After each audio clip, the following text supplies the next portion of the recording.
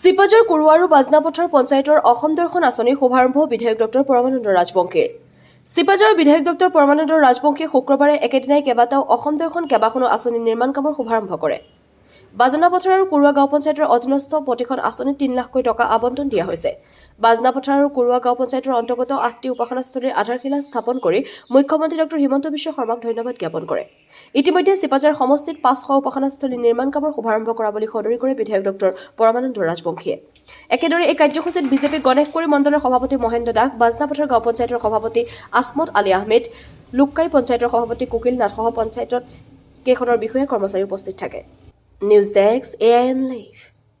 আমাৰ যশস্বী মুখ্যমন্ত্ৰী ডক্টৰ হিমন্ত বিশ্ব শৰ্মা ডাঙৰীয়াই আমাৰ সনাতনী সভ্যতা সংস্কৃতি সুদৃঢ়কৰণৰ কাৰণে যি ধৰণে সমগ্ৰ অসমতে প্ৰায় 80,000ৰো অধিক কি কৰিছে যে তেখেতে উপাসনাস্থলী নিৰ্মাণ কৰি আমাৰ এই সত্তাটোক অতি দৃঢ় কৰিবৰ কাৰণে যি প্ৰচেষ্টা গ্ৰহণ কৰিছে, এই প্ৰচেষ্টাৰ ফলশ্ৰুতিত আজি আমাৰ চিপাঝাৰ সমষ্টিটো কমেও প্ৰায় 500 আমি উপাসনাস্থলী নিৰ্মাণৰ কাৰণে আমি কামবিলাক আৰম্ভ কৰিছোঁ। একেধৰণে এই যিটো কুৰুৱা গাঁও পঞ্চায়তত আটাইতকৈ বেছি আমাৰ কি আছে উপাসনাস্থলী আছে আৰু সেই উপাসনাস্থলীসমূহৰ আজি কেৱল মাত্ৰ আমি 7টা আমি উদ্ঘাটন কৰিলোঁ, মানে কাম আৰম্ভ কৰিলোঁ আৰু লগে লগে আৰু বাকী আৰু 7টা আছে। এই 7টাও আৰু কিছুদিনৰ পাছতে মই আহি পেলাই ইয়াৰ কিছুমান অন্যান্য সমস্যা আছে, সেই সমস্যাখিনি মই কি কৰিম, সমস্যাখিনি মই সমাধান কৰিম। কিন্তু আটাইতকৈ গুৰুত্বপূৰ্ণ কথা হৈছে কি যে ইয়াতে মই বিশেষ কাম কৰিবলৈ কিছুমান সৰু সৰু কাম আৰম্ভ কৰিব পাৰোঁ, ডাঙৰ কাম আৰম্ভ কৰিব নোৱাৰোঁ।